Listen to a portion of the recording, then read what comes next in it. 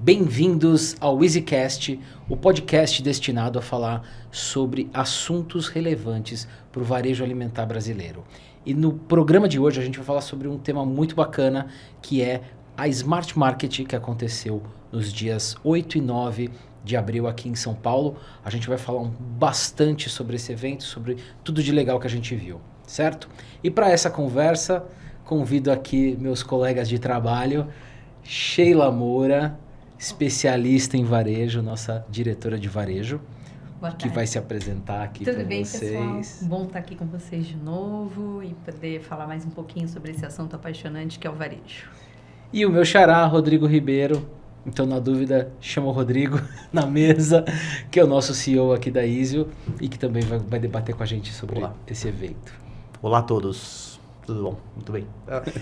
Assim, podcast é um negócio que a gente tem uma dificuldade enorme de lidar, porque a gente tem o público do outro lado, mas você não vê o público, só a gente aqui.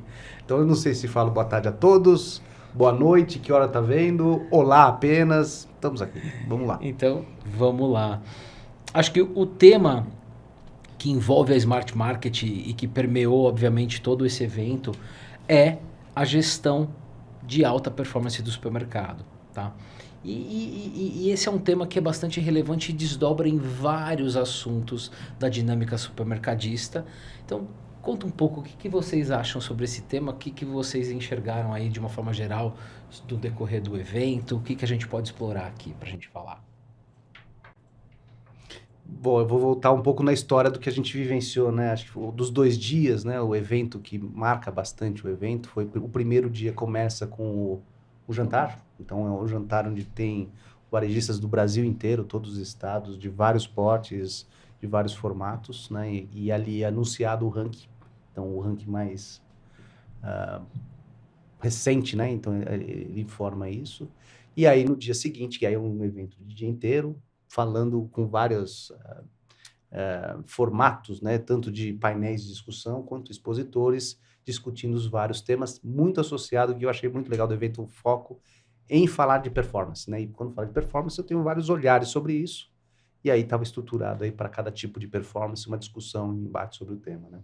E aí o Ribeiro puxou um tema importante, que é o ranking da Abras, o famoso ranking da Abras, que saiu sobre os resultados de 2023, né? Então, fresquinho para vocês. E eu queria que a Sheila contasse um pouco sobre o que foram as principais novidades aí desse ranking, o que a gente pode falar, o que a gente está vendo sobre os nossos clientes também dentro desse ranking. Não, bacana. Acho que tem várias novidades no ranking, né? Acho que uma delas é um novo formato, né? Então, a gente começa aí a analisar outros mercados que estavam fora do ranking. Então, hoje, o novo mercado, Abras, né?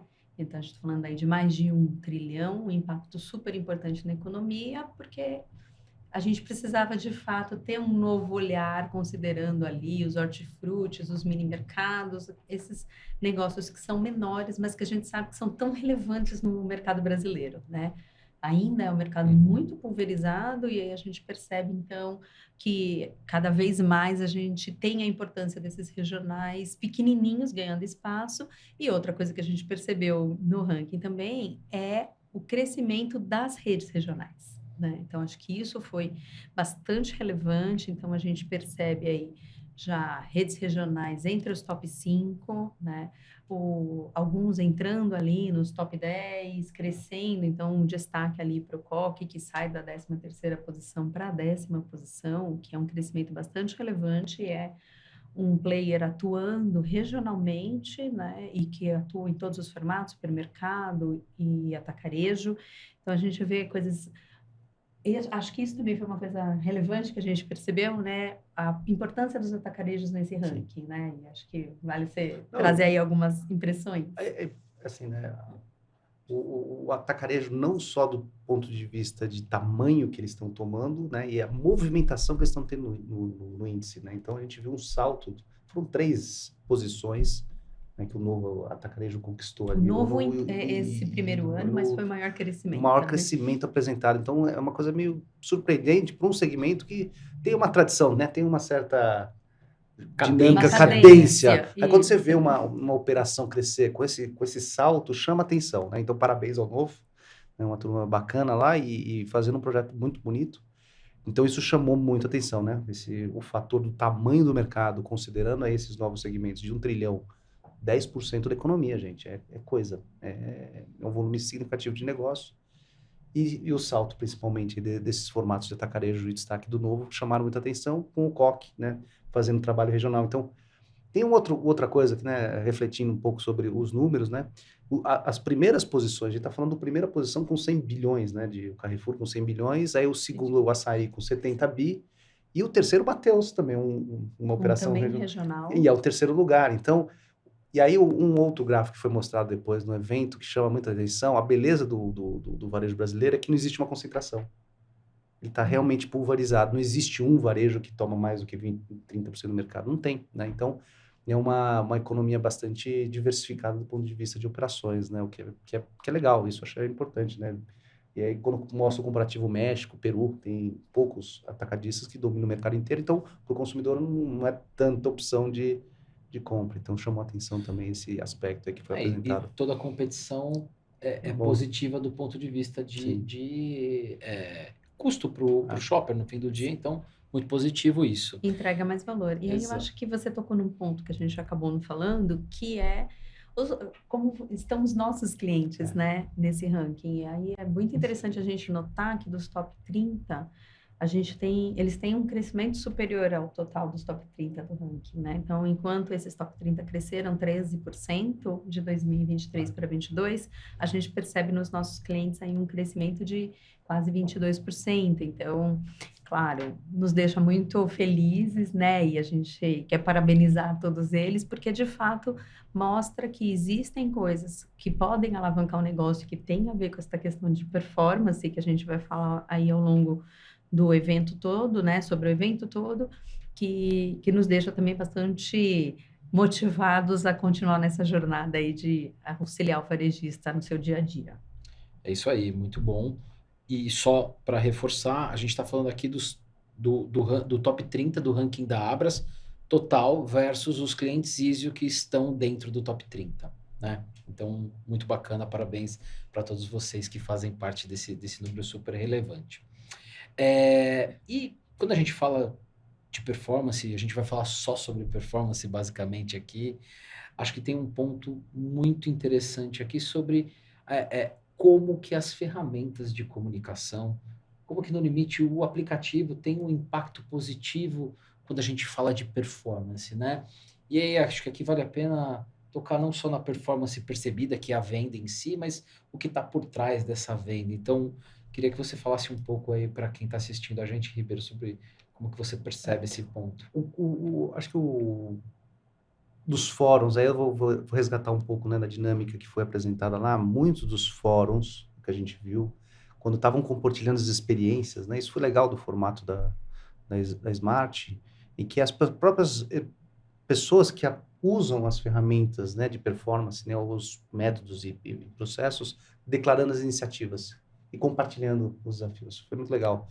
E teve falando sobre performance de comunicação e de alinhamento, o papel que está tendo você saber mais sobre o cliente. Então, a premissa de toda a jornada que eu vi comum na fala, e acho que todos eles já operando razoavelmente bem esse assunto, é o domínio de quem está comprando na loja. Com domínio... Eu bati na mesa aqui. O domínio de, primeiro, conseguir identificar quem está fazendo a compra naquele mercado, e, a partir disso, usando segmentações para agir. Já eu vou chamar o passo básico do CRM, né, que para a gente é um negócio bastante básico, mas é um primeiro passo. E quando a gente fala de tecnologia, né, o que eles estão usando já de tecnologia para simplificar essa jornada, não só de identificar, mas também de executar, né, e o que a gente vivencia na nossa realidade aqui, que a jornada de um bom aplicativo, com uma boa experiência de UX, que aí eu vi pouco falar sobre isso, que é o UX digital, né, a gente fala muito da experiência em loja, mas aí não tem a fala muito presente de uma experiência out of loja, né? Quer dizer, o ambiente digital acontecendo e onde a gente está bastante antenado nessa jornada e que a gente vê que dá muita performance. Então, quando você segmenta, você escolhe o teu público e faz uma interação, né, de comunicação para esse público com uma qualidade no ambiente digital apropriada, os números que a gente está acostumado a ver de performance realmente superior, né? Então, acho que a Sheila sempre fala, né? É uma jornada de aprendizado que a gente, para dar um passo, precisa ter uma certa segurança, precisa ter um evento. Então, eu acho que a discussão na Abra está num novo estágio, acho que do ponto de vista de... Ninguém mais discute que não precisa ter dado, né? Acho que já vi discussões atrás, já é um standard. Vencido, né? É justamente agora o próximo patamar. Que efetivamente ferramenta que eu uso, que exatamente tecnologia que eu uso, que processos e administração que eu faço em cima dessa conquista, que eu vou chamar que é básico da identificação do consumidor. Né? Eu acho que você tocou num ponto que é interessante reforçar aqui, Ribeiro, que a gente fala, e acho que no evento falou-se muito sobre a experiência do shopper, a experiência do cliente dentro de loja, mas a gente não pode esquecer que essa é uma jornada que começa fora, começa antes, e acho que o que a gente tem visto e o que a gente vai explorar em outras conversas aqui com vocês é o quanto que, então, o aplicativo que está no bolso do shopper a todo momento é uma parte super relevante dessa jornada e faz toda a diferença aqui na performance e na otimização do investimento, porque no fim do dia, fazer uma comunicação melhor, mais dirigida, significa não desperdiçar dinheiro, que é a essência da performance, né? E falando em desperdiçar dinheiro, a Infoprice trouxe, dentro da sua apresentação, uma discussão sobre precificação inteligente, né? Então, todo o processo de pricing, que a Sheila conhece muito bem, na vivência dela de varejo, é super relevante, e ele explorou muito a questão dos produtos que são mais sensíveis a preço, daqueles que são menos, de como conduzir essa jornada de teste para não deixar dinheiro na mesa. Então, eu vou pedir para você, Sheila, contar um pouco para quem está assistindo a gente o que a Infoprice trouxe e como a gente pode executar uma bela estratégia de pricing aí dentro do varejo brasileiro. Pricing é sempre uma questão super relevante, né, para o varejo, porque qualquer pontinho a menos é um impacto muito grande no resultado. Então, quando você fala em estratégia de preço, você precisa primeiro entender em que produtos vale a pena você investir, né? E eu acho que quando a Infoprice traz essa questão do produtos sensíveis a preço, a gente tem uma percepção clara de que muitas vezes você não precisa fazer rebaixa de preço ou estar super competitivo num produto onde ninguém vai lembrar o preço, né? E acho que essa é a grande questão. Existem os formadores de preço, né, do mercado, e que são diferentes para cada um, né? A minha lista de produtos de sensibilidade a preço é diferente da do Ribeiro, muito provavelmente, mas e aí entra de novo essa questão do dado e como você domina o dado. Porque se você entende o que é relevante para aquele consumidor, você entende que para ele aquele preço vai fazer diferença. Então, seja do ponto de vista das ações promocionais, e aí você tem que entender que a sua principal massa de clientes tem uma determinada cesta importante, e é nesses que você vai focar a sua precificação de forma mais competitiva, né? Então, aí você acaba passando por várias questões, né? Que primeiro é conhecer muito bem o seu shopper, saber qual é a cesta de produtos relevante para ele, né? Saber onde, de fato, você consegue construir uma precificação que atinja a maioria dos consumidores e entender quem é a sua concorrência, para você poder posicionar o seu preço frente a essa concorrência, né? E, obviamente, isso tudo, no final do dia, vai impactar na imagem que o consumidor tem da sua loja como um todo. Porque muitas vezes um preço errado transmite uma percepção de caro que não tem nada a ver com aquilo que você está praticando como um todo, né? Aí eu não sou da área de pricing, né? Não tenho um domínio profundo sobre os conceitos e toda a metodologia, mas eu achei muito didática a proposta deles. Primeiro porque eles fizeram uma pesquisa com os próprios donos de supermercado, onde eles testaram a percepção de preço de 3 produtos. Um claramente com baixa elasticidade, né? Com uma percepção de preço bem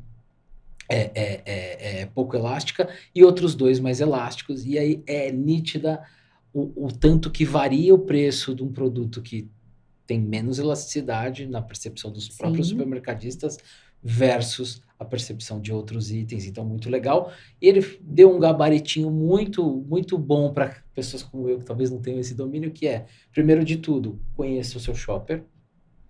2, defina quem são os seus competidores, para você poder fazer essa pesquisa de preço.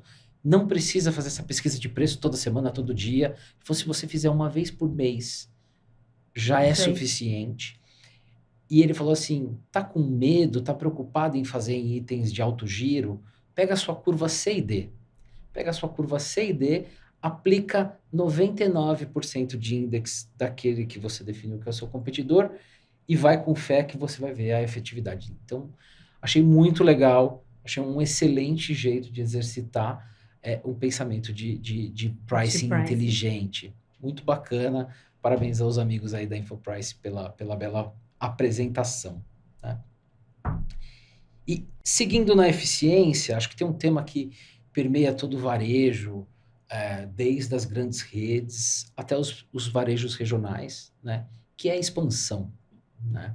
Então a gente teve uma discussão, um debate, um painel muito bacana, que estava presente o seu José Koch aqui falando sobre a estratégia que eles têm de expansão, como ele enxerga a expansão, e pelo jeito está dando certo, né? Eles vêm crescendo no ranking, acho que muito respeito ao trabalho que eles têm feito, e o Patrick, do Super Nicolini, falando também sobre essa visão, né? Então, acho que o seu José Koch falou muito sobre a visão de retorno sobre investimento, aí para a gente bater uma bola sobre isso, e sobre o contraponto do Patrick, sobre a percepção de expansão. Então, começar um pouco aqui pelo Ribeiro, né, passando a bola, depois a Sheila continua aqui nesse ponto sobre expansão.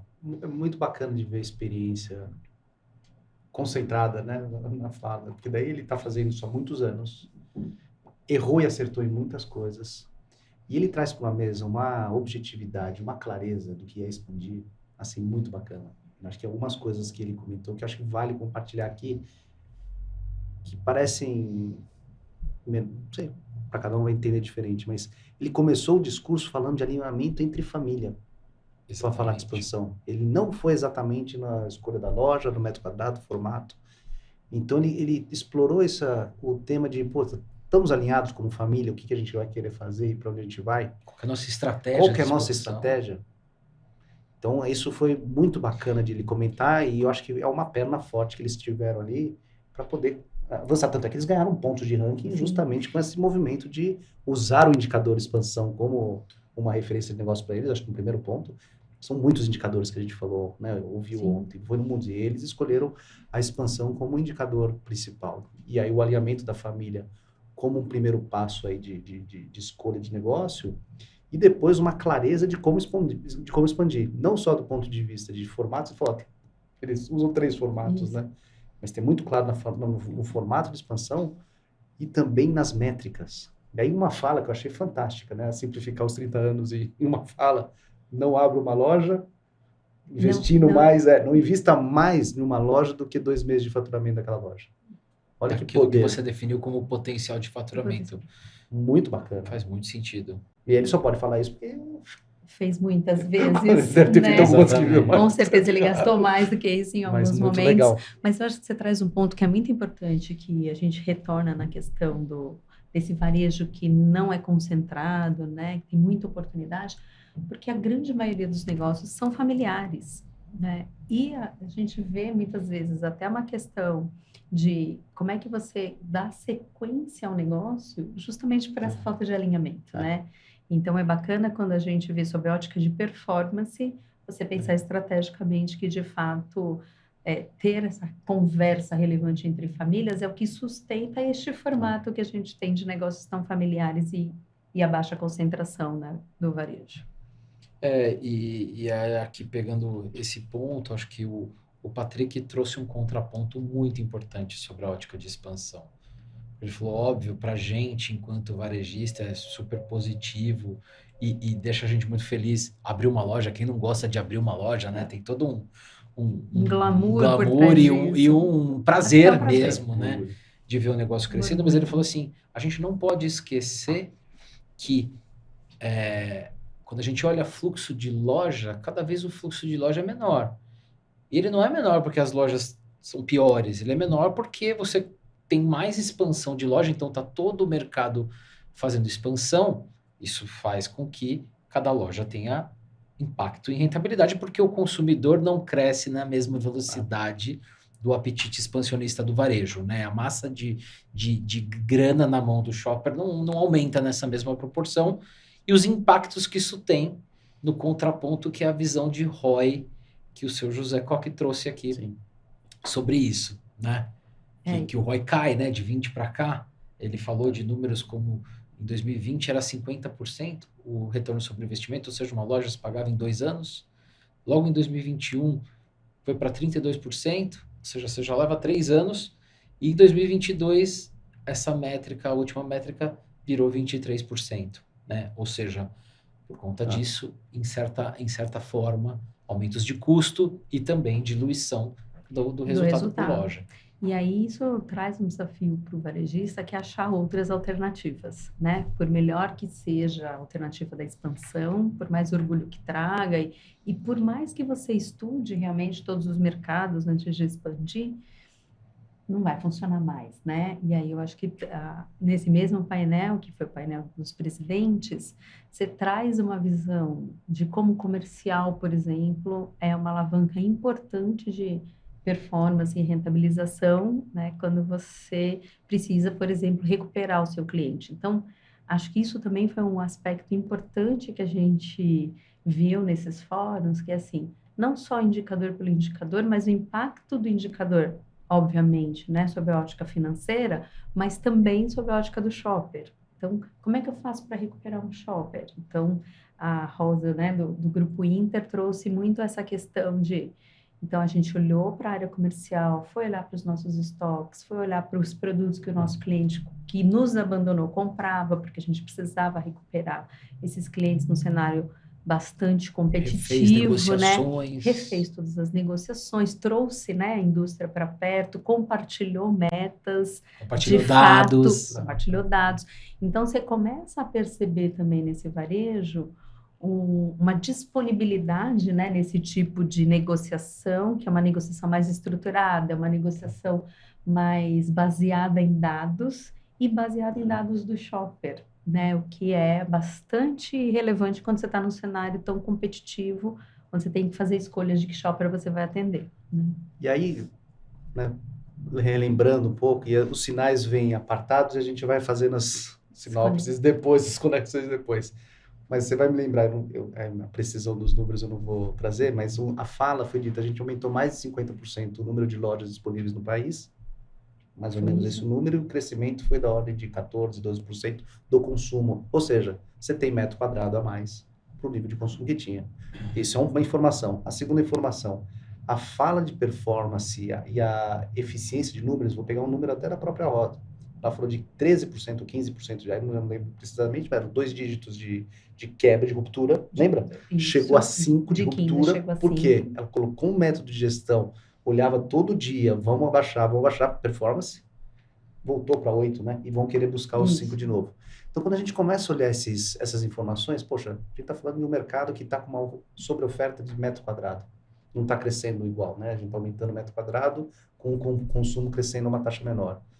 Cada vez mais a gestão olhando para a performance. Isso acho que se você não estiver olhando para a performance, pare, repense a tua vida um pouco, tem que olhar para número. Não fique em percepção, porque vai te dar balão, porque esta configuração de mercado está mudando. Isso vem meio que nem sapo na panela, né? Vai esquentando, você vai esquentando junto, uma hora queima, né? Não espere. Então começa a olhar números. Acho que essa é uma mensagem importante, né? Escolha as performances. O que é o objetivo do teu negócio e o indicador que você vai colocar para olhar todo dia. Que é muita coisa que acontece ao mesmo tempo, né? E a variável que está na mesa, que eu acho que tem mais espaço para você olhar e ganhar, é o consumidor. A fala de performance na relação de fornecimento, na colocação de produto na loja, é daí para frente. Você está na zona, né? A R. Dias traz muito isso, né? A zona vermelha, você tinha que estar fazendo isso já. Esse é o básico, né? O que vai diferenciar para frente é quem vai dominar esse capítulo do consumidor. E se tem mais disponibilidade do que consumidor, fidelizar o consumidor e fazer a diferença passa a ser cada vez mais fundamental, né? E acho que você falou de KPIs e assim, o meu olhar é mais fresco sobre isso, você começa a ouvir no discurso coisas mais relacionadas a o mercado está mudando, né? Então, se o varejo olhava para estratégias que sempre foram feitas e foram super bem sucedidas e sempre deram certo, acho que chega uma geração nova de sucessão, principalmente nas redes familiares, que começam a olhar, opa, o mercado está mudando, eu não posso continuar fazendo o que a gente fazia para continuar sendo bem sucedido. Então, acho que isso é muito importante e conecta com outro ponto que eu queria dois centavos aqui da Sheila, que é, isso vem muito no discurso e nas vozes femininas dentro do evento. Me surpreendeu e eu achei muito legal ver muito mais mulheres falando, muito mais herdeiras, né, e descendentes, segunda, terceira geração de varejistas no palco falando e muito associado a isso. Então, eu queria ouvir de você, Sheila, o que você viu sobre as vozes femininas no evento. Eu acho que é um movimento bacana, não é um movimento simples, né? Ele vem se estruturando há algum tempo, então tem grupos de herdeiras se estruturando, tem o próprio Instituto Mulheres do Varejo fazendo um trabalho muito importante nesse sentido, né? De trazer a voz feminina para o varejo, que sempre foi um ambiente mais masculino, e aí você vê que esse trabalho que ainda é de formiguinha começa a dar resultado. Mas o que chama atenção é que essa fala vem muito estruturada, né? Ela não é uma fala qualquer, não é uma fala de percepções, embora as mulheres sejam reconhecidas, né, pela sua capacidade de perceber sinais e de entender ambiente, de lidar com pessoas e tudo mais. Sim, você percebe ainda muito deste cuidado, que nunca vai deixar de existir, mas focado, né, muito objetivo, com muita clareza e sabendo para onde os negócios têm que ir e como é que você mexe, né, quais alavancas você precisa mexer para que o resultado venha. Então, acho que sim, a gente vê essa percepção. A própria Abras vem fazendo esse movimento, a liderança da Abras, né, mais de 30% é feminina. Então, você percebe que é um movimento que vem acontecendo no varejo, especialmente no varejo alimentar como um todo, mas ele vem acontecendo de forma estruturada e não só porque eu quero ganhar um espaço, né? Mas para ganhar esse espaço, as mulheres estão entendendo do negócio e podendo falar sobre o negócio de igual para igual, né? Muito, muito bom. E conectando com isso, a gente vê o painel de marketing que estava predominantemente feminino, né? Só o Marcelo Gasparotto, representante lá do Grupo Verona, um homem no painel. A gente teve a Fernanda Dalben moderando esse painel, a Luciana Samardello da Coop falando sobre o case, um case deles, e a Vitória Roldão também contando um case do Roldão. E eu acho que assim, a percepção era um painel sobre marketing, num contexto de eficiência, e quando a gente fala de eficiência no contexto de marketing, todos os cases permeiam estratégias de CRM, estratégias de fidelização, estratégias que implicam dados e conhecimento do shopper, que no fim do dia é o que gera essa performance. Então, acho que queria ouvir um pouco vocês sobre as percepções gerais do painel, sobre os cases que a Luciana e a Vitória apresentaram. E eu acho que chama a atenção da fala, conectando, né, a fala da Sheila, o grau de objetividade delas falando sobre o tema. Objetividade no sentido de eu sei o que eu tenho, eu sei o que eu quero e fui com uma clareza absurda para fazer uma mudança, né? O caso da Coop, né? Muito bacana, eu quero resgatar clientes que não estavam comprando comigo.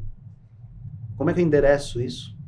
E aí tem uma premissa, você fala, não, meu programa de fidelidade identifica 94% dos usuários, dos consumidores.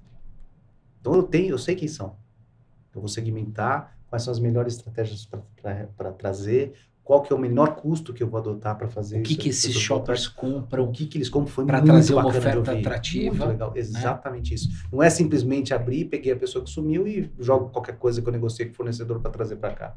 Então tem um negócio, Sheila, aí, que a percepção, essa sensibilidade com o objetivo e com a performance somado, eu acho muito poderoso, muito bacana de ver. Então, eu percebi nesse grupo justamente a composição disso.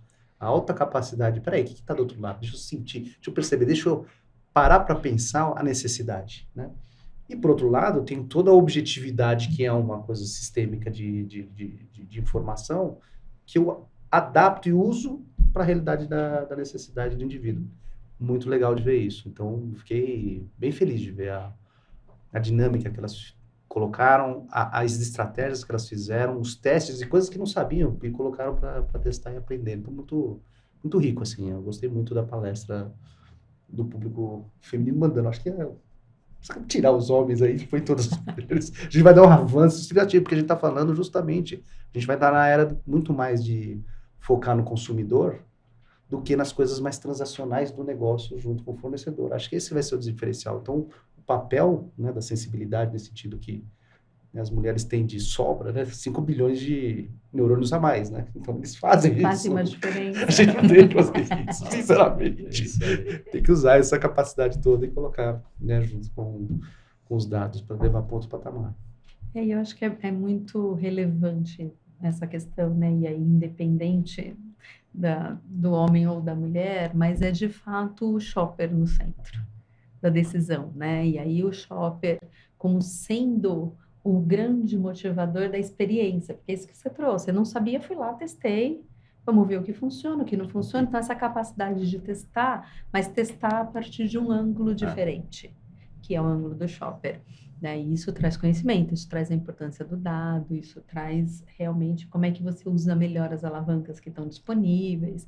Então, acho que aqui tem, de fato, uma mudança que é um discurso muito antigo, né? O shopper no centro das decisões é uma coisa que se fala há muito tempo, mas que agora a gente começa a enxergar na prática isso acontecendo.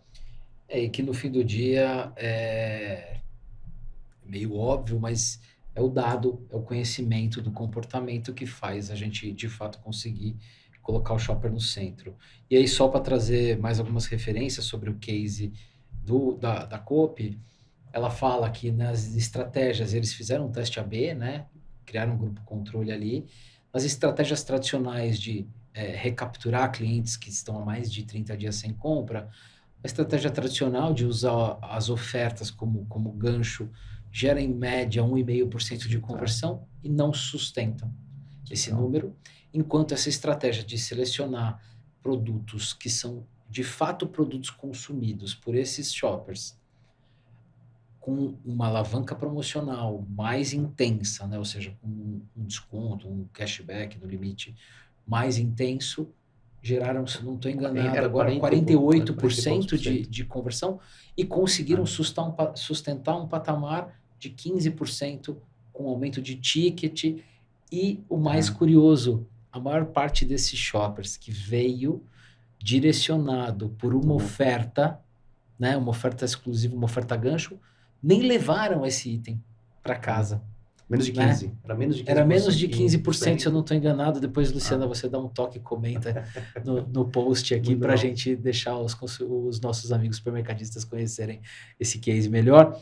Mas então é muito curioso, porque a alavanca e o efeito psicológico que tem, nossa, eles me conhecem, esse produto tá na minha cesta, só que quando eu vou no supermercado eu até esqueço de comprar esse produto porque eu fui e fiz uma cesta muito mais diversificada. Então, muito bom também esse ponto desse aprendizado do case deles, né? Porque você entra no ponto de relevância, né?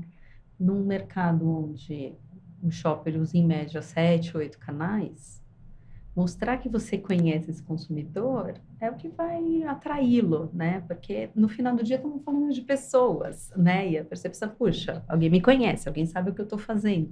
Não é porque eu fui lá, ouvi uma oferta e decidi, mas ele me disse que ele tem alguma coisa que me interessa, né? Então, essa questão da relevância é bastante importante. E é justamente isso. Por que a pessoa deixou de ir naquele mercado?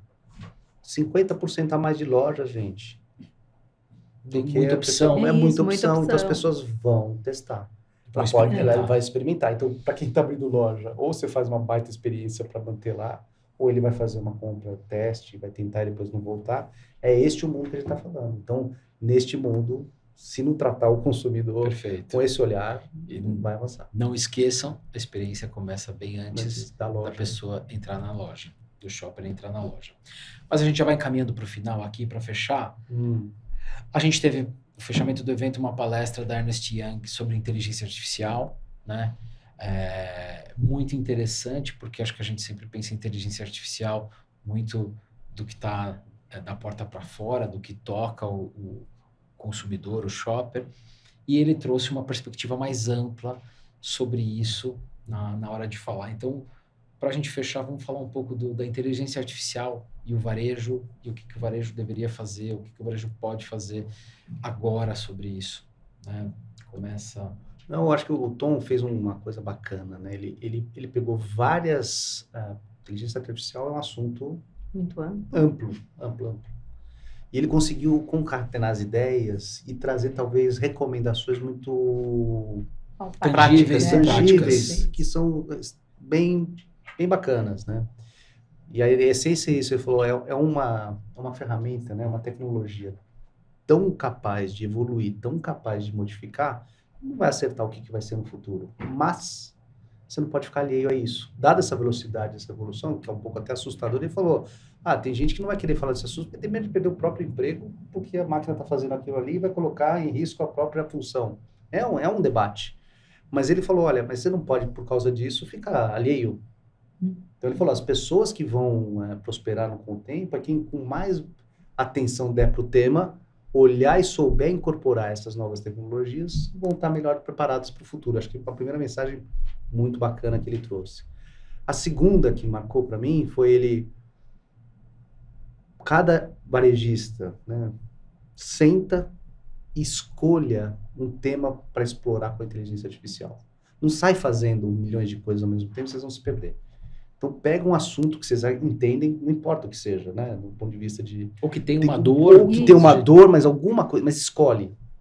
Combina isso dentro da organização e faça um trabalho mais coordenado com o tema. Ele falou, por quê? Porque só pelo fato de eleger um tema, só pelo fato de eu começar a olhar a tecnologia, a velocidade do aprendizado e a concatenação e a utilização vai ser muito exponencial. Ele trouxe vários exemplos de varejo muito legais, Sim. Em que... em 1 hora ele resolve um problema de negócio que demoraria meses para fazer com inteligência artificial no desenvolvimento de produtos. Fantástico. Mas não quer dizer que todo mundo tem que pegar e fazer isso. Então acho que esse foi o toque bacana que ele deu, né, Sheila? Eu acho que muito ligado à questão da performance, porque assim, eu acho que a gente vai realmente viver uma primeira fase de inteligência artificial no varejo, que é a eficiência operacional, né? Porque onde de fato os processos são mais conhecidos, então, porque assim, inteligência artificial a gente ensina, né? Então é muito mais fácil você ensinar aquilo que já está mais pronto para que ela possa evoluir a partir dali. E sempre é uma grande dor do varejista, né? Quando a gente fala desde uma operação logística, né, de ponta a ponta, de receber o produto até abastecer bem a gôndola, só aí já tem milhares de oportunidades de você fazer melhorias de processo através de uma ferramenta de inteligência artificial. Então, acho que as escolhas que o varejo precisa e fará, né, passam muito por essa questão de olhar primeiro uma eficiência operacional e caminhar à medida que você tem dados estruturados, né, que você aperfeiçoa os seus processos e aí sim você consegue trazer ganhos. Se não viram só hipóteses, né, porque aí são coisas tão pequenininhas, coisas ainda não experimentadas, que até você ganhar eficiência com uma ferramenta tão poderosa quanto essa, você pode se perder pelo caminho. Então, acho que esse foco na eficiência operacional vai ser um capítulo importante para as escolhas que o varejo vai fazer. Eu estou até pegando aqui a minha colinha da apresentação de ontem. Eu acho que tem alguns dados que também são bem legais aqui de compartilhar. Primeiro que a despeito da nossa percepção de que inteligência artificial é uma coisa de ontem, né? Ele relembrou que inteligência artificial é utilizada desde a Segunda Guerra, né? Então já tem bastante aprendizado sobre isso. Para ele, um grande marco da inteligência artificial do que a gente vê hoje está em 2007, não pelo lançamento do iPhone, mas ele coloca que é o lançamento da App Store e do conceito de quanto que isso acelera o nosso conhecimento e o quanto que precisa de aprendizado para trazer conteúdos relevantes. Acho que ele falou também que a inteligência artificial vai injetar até 2026, se eu não me engano, 400 bilhões de dólares em resultado, não é em faturamento necessariamente, é em resultado, que conecta com o que, na minha percepção, deveria ser a prioridade de uso da inteligência artificial, que é a inteligência artificial na operação, na eficiência operacional. Porque a inteligência artificial vai fazer com que tomem decisões mais rápidas, né? E com melhor qualidade, melhorando essa eficiência e tudo mais. Então, acho que passa por aí um pouco de como que o varejo talvez deveria olhar, explorar e não perder a oportunidade de começar a olhar para Olha. esse tema, começar a tocar esse tema, porque vai acelerar muito rápido e vai mudar os negócios de uma forma muito rápida. Então, de uma forma geral, acho que esse é o resumo do evento, com um monte de conteúdo legal. Queria deixar aqui o meu muito obrigado a vocês que ficaram aí ouvindo a gente. Queria deixar aqui espaço para a Sheila e para o Ribeiro também se despedir de vocês. E fiquem conectados, a gente tem outros temas muito interessantes para dividir com vocês nos próximos podcasts. Muito bacana, obrigado aí pelo tempo, é um prazer aí compartilhar esses aprendizados e tem muita coisa acontecendo, acho que é importante aí a gente acompanhar. É sempre bom, né, essa troca, né? Então, também fiquem muito à vontade para nos procurar, a gente adora falar sobre esse tema. Então, a gente vai estar sempre muito disposto a ter conversas e trazer conteúdos, enfim, fazer esse bate-papo, que é sempre muito rico, que a gente sabe no mercado que está em evolução muito rápida, e informação é sempre bacana. Obrigado, tchau, tchau.